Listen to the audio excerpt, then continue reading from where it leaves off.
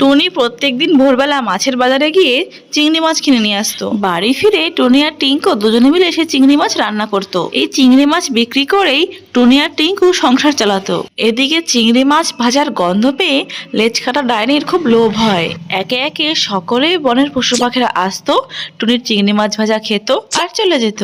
চিংড়ি মাছ ভাজা শেষ হওয়ার আগেই লেজ কাটা লাল্লালি চলে আসে। টুনি রে, তোর চিংড়ি মাছ ভাজার খুব সুগন্ধ বেরিয়েছে, আমাকে এক প্লেট দে না, একটু চেখে দেখি। না গো ডাইনি, আমার এই চিংড়ি মাছ ভাজা শুধু জঙ্গলের পশু পাখিদের জন্য। এই চিংড়ি মাছ ভাজা আমি তোমায় দিতে পারবো না ডাইনি। কি বললি তুই?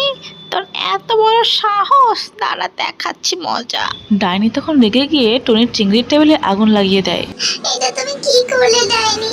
এখন আমি আমার জঙ্গলের বন্ধুদের কি খাওয়াবো? বন্ধুরা, তোমরা আমার ভিডিওটি লাইক করে চ্যানেলটি সাবস্ক্রাইব করে দাও, তাহলে আমি আমার জঙ্গলের বন্ধুদেরকে আবার চিংড়ি মাছ খাওয়াতে পারবো আর দুষ্টু ডাইনিকেও জব্দ করতে পারবো।